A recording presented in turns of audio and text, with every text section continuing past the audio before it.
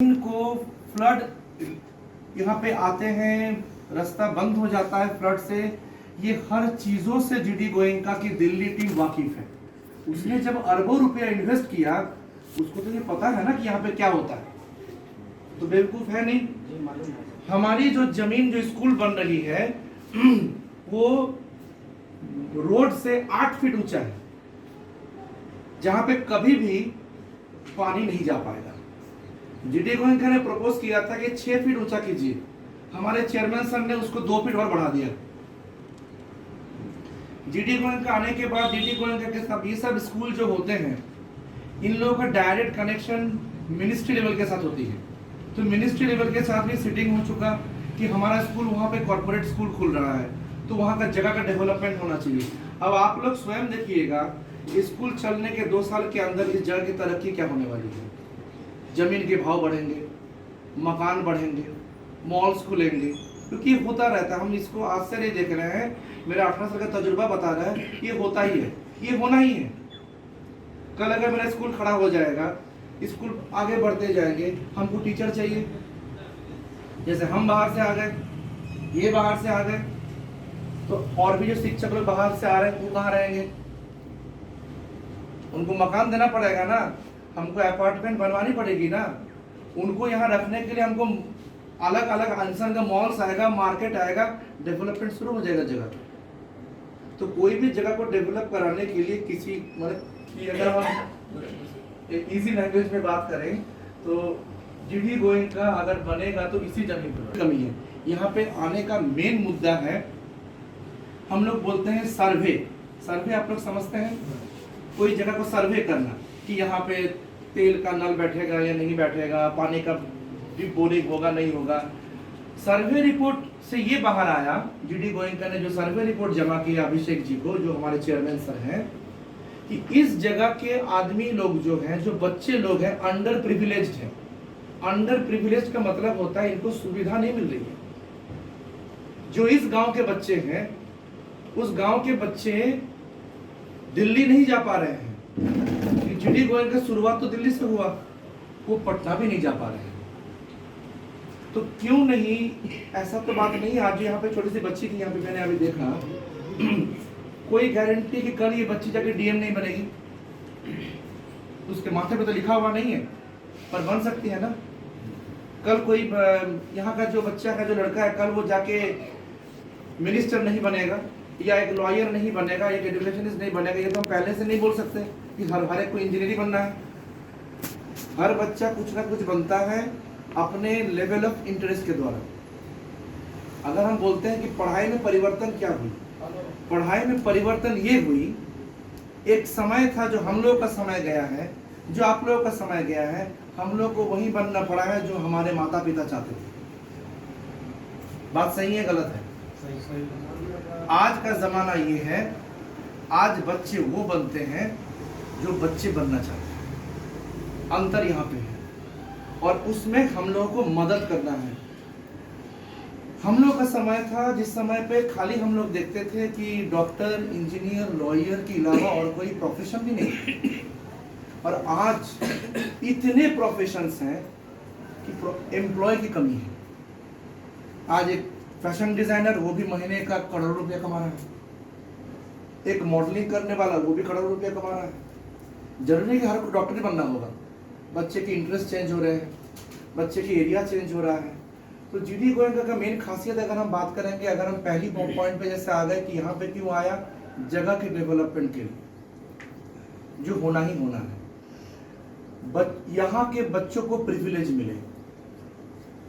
आज बात हुई, बहुत लोगों ने जीडी गोयनका के बहुत सारे ब्रांच इस सेशन में 4 जगह पे ब्रांच ओपन हो रहा है। बिहार में मोतिहारी में हो रहा है, बेतिया में हो रहा है, आपका यहाँ पे आरा में हो रहा है, और एक जगह नाम हम मिस कर रहे हैं। तो किसी भी जगह पे फीस में कोई कटौती नहीं की गई। पर जब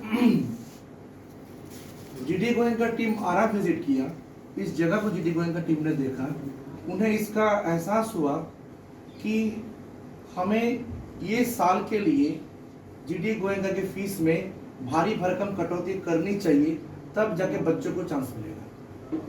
क्योंकि देखिए, मुझे बिल्डिंग में बैठ के चाय पीने का ख्वाब कौन नहीं देखता है? ऐसा कोई है जो नहीं देखता होगा? सब लोग देखते हैं।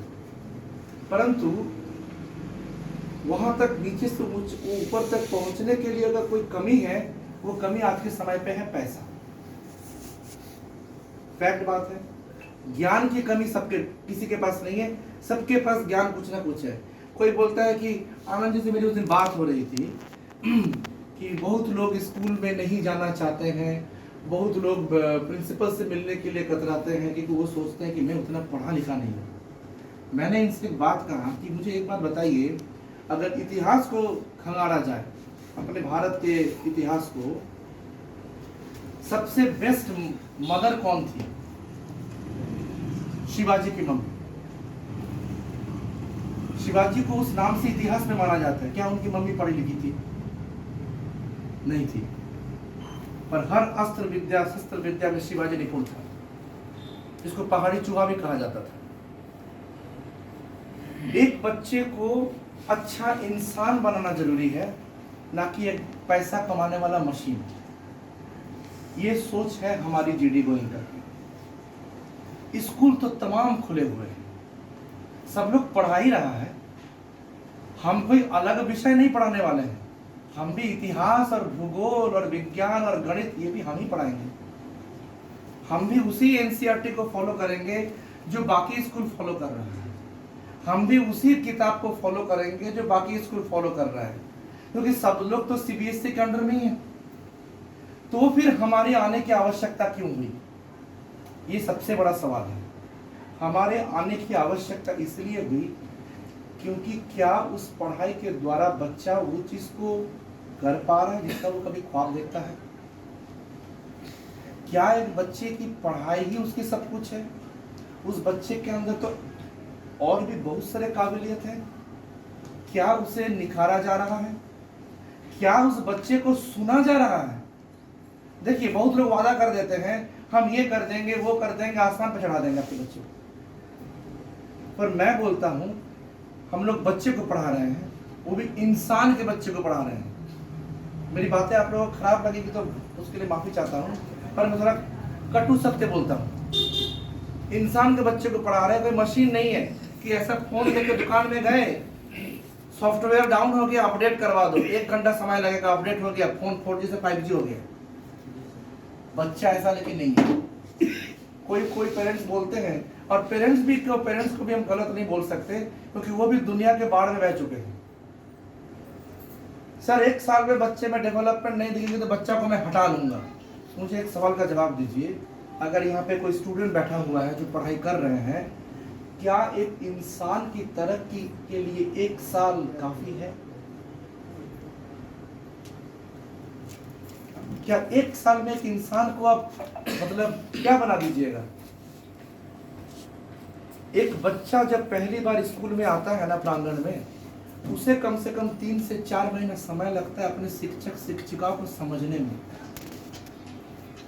कि कौन मेरे लिए सेफ है, कौन मेरे लिए अनसेफ है, क्या सही है गलत है। शिक्षक को समय लगता है कि मेरे बच्चे कैसे हैं। एक दूसरे को समझने में और तालमेल बैठाने में ही 6 महीना निकल जाता है। उसके बाद बच्चा धीरे धीरे टीचर से लेना शुरू करता है, समझना शुरू करता है। और जब बच्चा एक पैमाने पे आता है, पेरेंट्स परेशान हो उठते हैं, नहीं मेरा बच्चा तो वो लंदन के अंग्रेज की तरह अंग्रेजी नहीं बोल रहा है, उसको स्कूल बदलवा देते हैं। एक बच्चे को अगर साल भर में 10 बार विद्यालय बदल दिया जाए, उस बच्चे की कभी तरक्की संभव नहीं है। बच्चा मानसिक तरीके से, दिल से, मन से वो शिक्षक और विद्यालय के साथ जुड़ता है, और जोड़ ठीक से बैठा नहीं तब तक बच्चा को फिर पेरेंट्स से हटा। एक बच्चा एक विद्यालय में जब तक 3 साल सही कस्टडी के अंदर नहीं रहेगा, टीचर के निगरानी में नहीं रहेगा, प्रिंसिपल के निगरानी में नहीं रहेगा, उसकी तरक्की संभव नहीं है।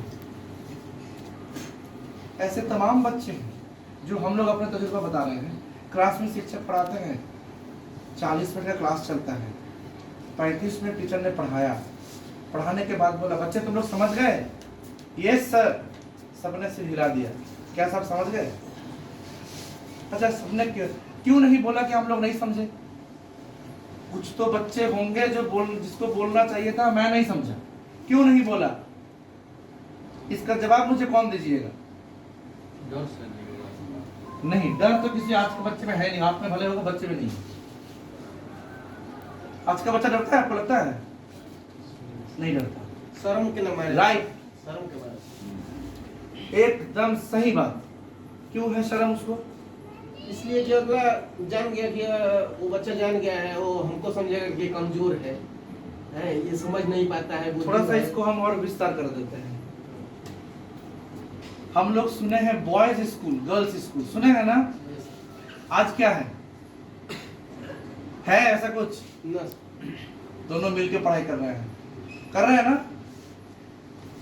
लड़का क्लास में बोल देगा सर मैं समझ नहीं पाया हूं, तो लड़के के सामने इंसल्ट हो जाएगा।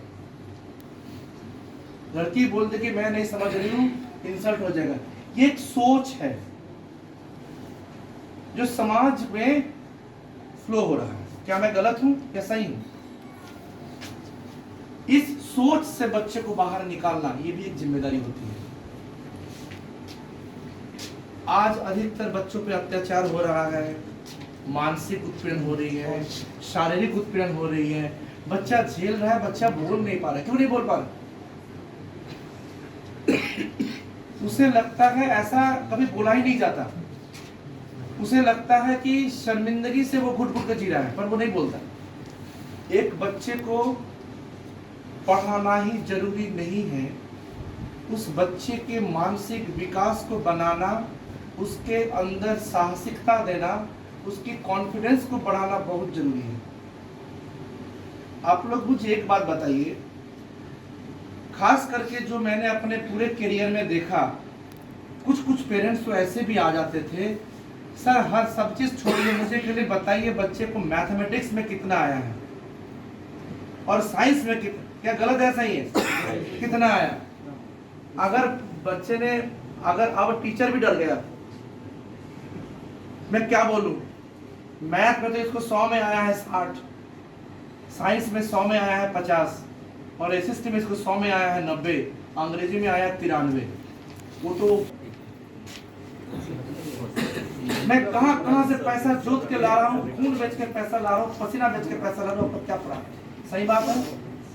अच्छा, अब एक बात मुझे बताइए, यहाँ पे कितने लोग ऐसे मौजूद हैं जिनको पता है कि क्लास 1 में उनको मैथ में कितना आया था,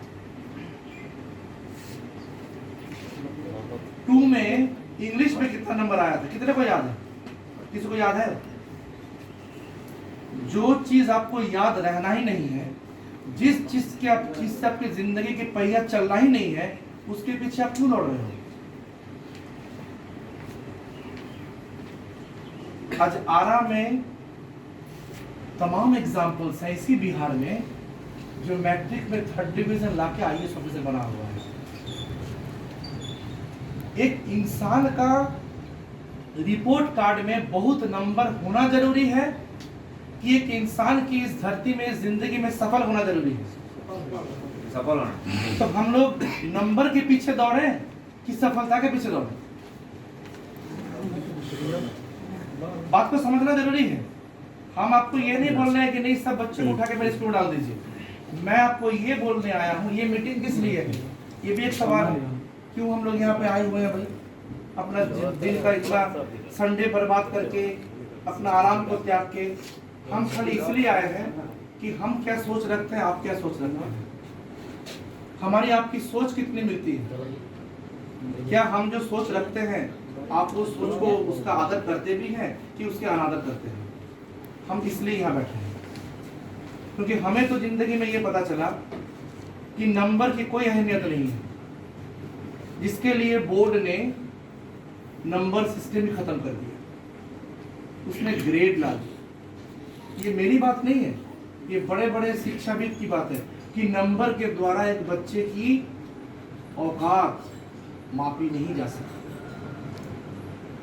एक बच्चा लाख पढ़ाई करने के बाद भी एग्जामिनेशन हॉल में बैठ के वो मैथ का फॉर्मूला भूल जा सकता है, उसका दिमाग उस समय ब्लैंक हो सकता है, इसका मतलब है कि बच्चा गधा है।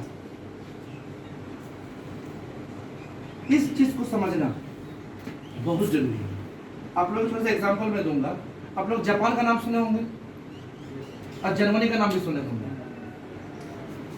आपको पता है एक चीज, बड़ा मजेदार चीज आपको बता रहे हैं। जापान और जर्मन में अगर कोई शिक्षक बच्चे को कॉपी में 0 देते हैं ना, उसको 6 साल की जेल होती है।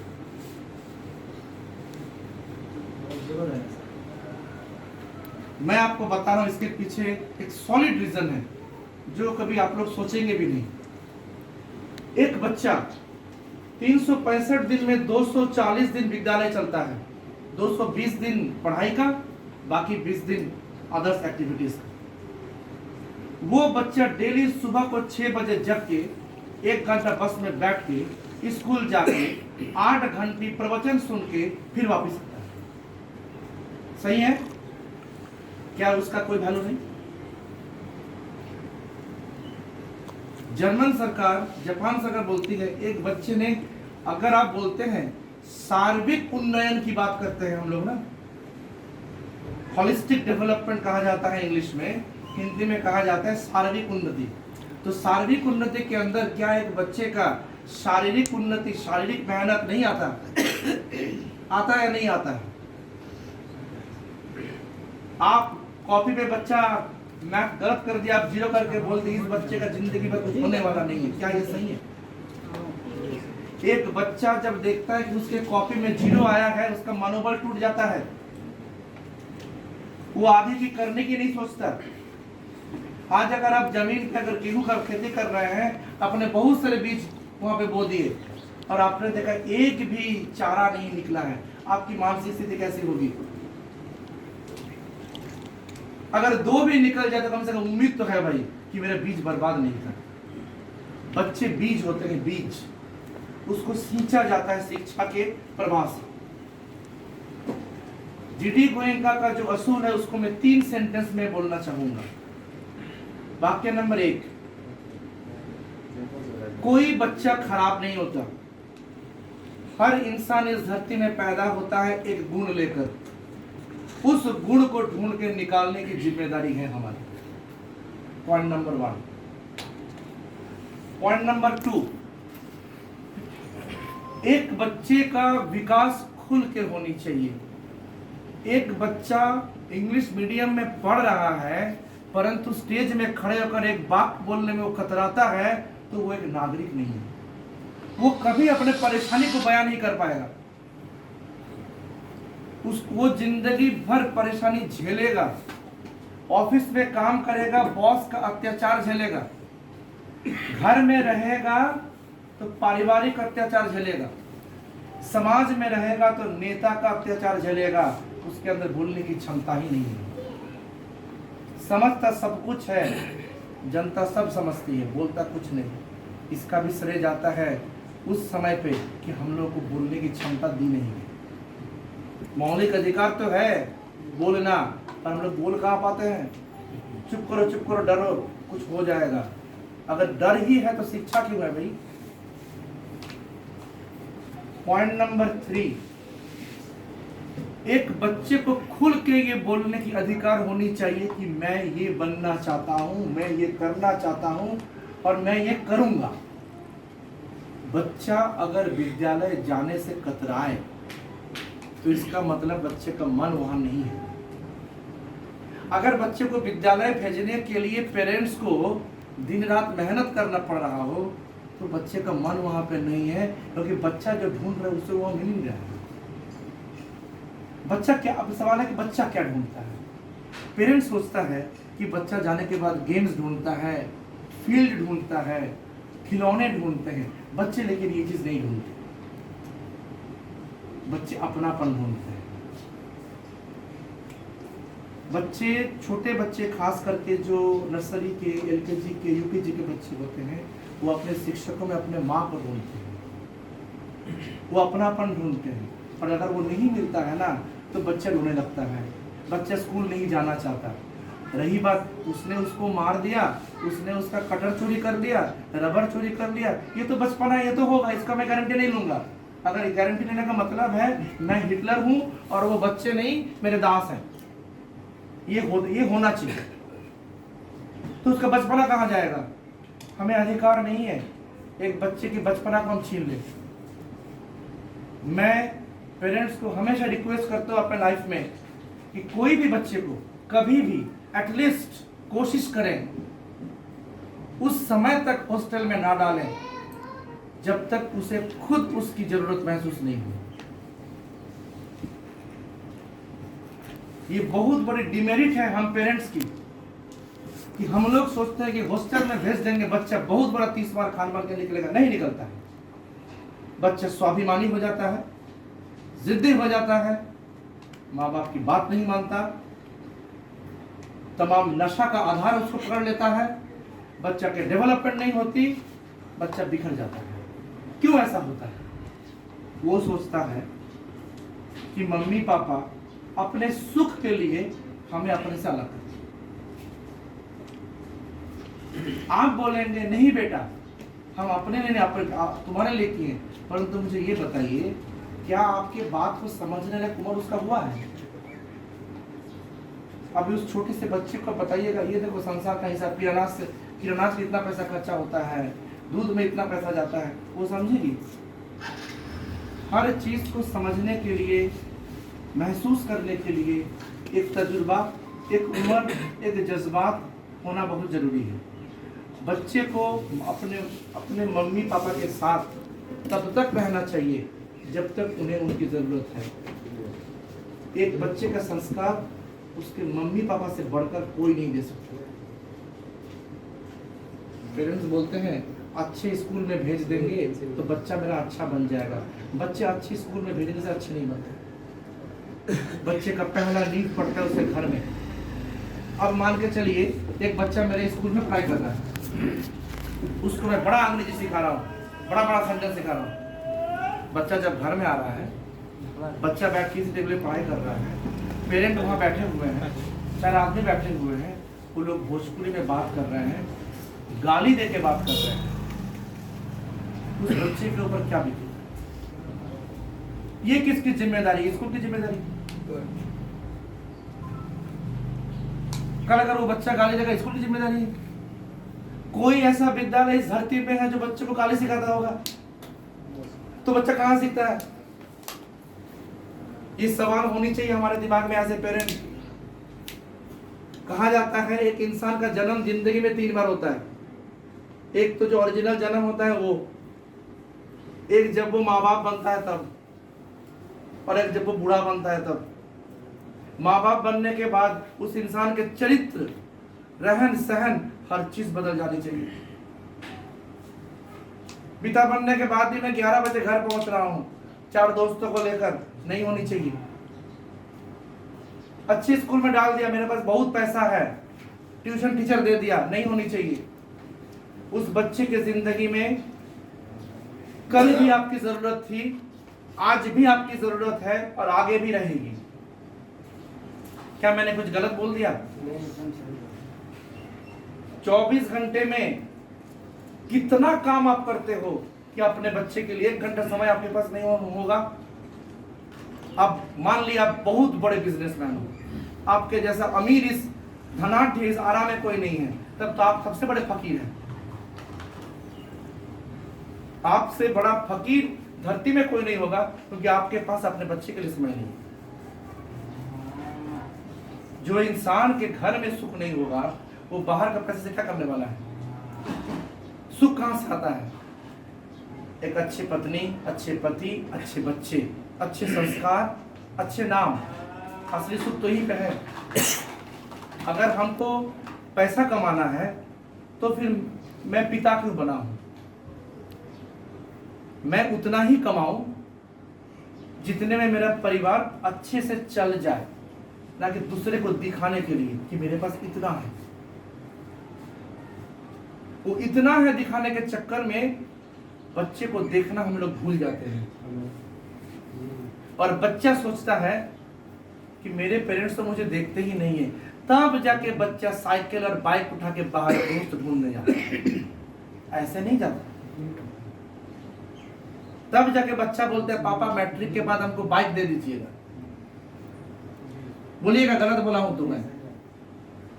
और पिताजी खुशी खुशी बाइक खरीद के चाबी हाथ में दे देते हैं कि मैंने बच्चे का दिल जीत लिया। बच्चे का अपना दिल नहीं जीता, उसका दुर्भाग्य अपने दे दिया। बच्चा आया, पापा इतने बिजी हैं कि बच्चे के साथ बैठ के सीट पे हाथ रखने का समय नहीं है। ये लो 1000 रुपया, कि पापा के पास बहुत पैसा है। बच्चा 1000 रुपया को कहाँ इस्तेमाल करना है नहीं पता है, दोस्तों में उड़ा दिया, नशा कर लिया, सिगरेट खा लिया, दारू पी के हो गया। बड़े आदमी का दोस्त बहुत सारे हैं। एक बच्चे को दोस्त की आवश्यकता क्यों पड़ती है? एक 21 साल 22 साल के बच्चे को बाहर दोस्त की आवश्यकता क्यों पड़ती है? क्योंकि उसके माँ बाप उसके दोस्त के लायक नहीं हो पाते हैं, उसकी परेशानियों को नहीं सुनते हैं, नहीं समझते हैं। जैसे अगर हम अपनी बात करें, मुझे मेरे दोस्त इस धरती में कुल मिला के 3 से 4 होंगे, बस मेरा कोई दोस्त ही नहीं है। क्यों? क्योंकि आज भी ये सर देखे हैं, सबने देखा है, इस उम्र में भी मेरे पिताजी मेरे पास आके बोलते हैं ऐसे करना है वैसे करना है, जबकि मैं 40 पार कर चुका हूं। आज भी मुझे उनकी जरूरत पड़ती है और आगे भी पड़ेगी। तो जब बच्चे खुल के बात करते हैं ना अपने पेरेंट्स के साथ, तो पेरेंट्स को सही और गलत का एहसास हो जाता है। पेरेंट्स अगर जब पूछते हैं, बड़े मजे की बात है, इस बात को अलग तरीके से मत लीजिएगा, स्कूल में आके पूछते हैं सर मेरा बच्चा कैसा है बताइए। ये सवाल तो मुझे आपसे पूछना चाहिए, बच्चा तो आपका है। तो हमारे बहुत फेमस हिंदी में वो राइटर हैं मुंशी प्रेमचंद, जिनको हम लोग पहचानते होंगे, जिनका नमक का दारोगा गोदान लिखा हुआ है। उनका एक बड़ा विख्यात उक्ति है कि एक छत के तले बाप बेटा दोनों रहता है, पर बेटे को नहीं पता बाप का पसंदीदा कलर क्या है, पर बाप को नहीं पता बेटे का पसंद क्या है। ऐसा क्यों है? क्योंकि हम लोग बैठ के बात नहीं करते। दोनों आदमी बैठे हैं, वो उधर फोन लेके बैठा है, ये इधर फोन लेके बैठा है एक छत के नीचे। क्यों ऐसा है? फोन तो हमारी एक जरूरत है उस समय की जब हमारे पास कोई नहीं है। क्या गलत है ये बात? जब हमारे पास मेरे मम्मी पापा दादा दादी मेरे बच्चे मेरे पूरा खानदान बैठा हुआ है, मुझे इसकी क्या आवश्यकता है? परंतु हम लोग करते हैं और जाके प्रिंसिपल को कंपेयर करते हैं, सर मेरा बेटा जो है ना दिन भर मोबाइल पे लगा रहता है। पहले आप स्वयं को सुधारे तो बच्चा ऑटोमेटिकली सुधर जाएगा। जो लोग बूढ़े बुजुर्ग हैं, अगर आप उनकी बात करें, सबसे वरिष्ठ इंसान यहाँ बैठे हुए हैं, वो तो फोन नहीं चलाते होंगे अगर मैं बोल रहा हूँ तो, जहाँ तक मैं उम्मीद रखता हूँ। अब घर में उनके बच्चे हैं, उनके पोते पोती, सब लोग फोन दबा रहे हैं, वो इंसान क्या करेगा? सीखे पकड़ने नहीं फोन करते हैं। वो इंसान क्या करेगा? सब उन्हीं के हैं, पर उनके साथ बात करने का समय किसी के पास नहीं है, सब फोन पे बिजी है।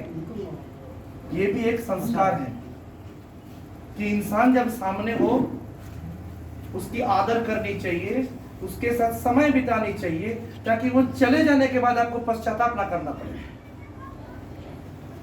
तो ये जो संस्कार है, इसको हम लोग बुनियादी संस्कार बोलते हैं, जो हर देश के मिट्टी में होनी चाहिए, खास करके भारत और बिहार के मिट्टी में। तो ये संस्कार बच्चे में वापस लाना जरूरी है, जो आज कहीं ना कहीं खो चुका है।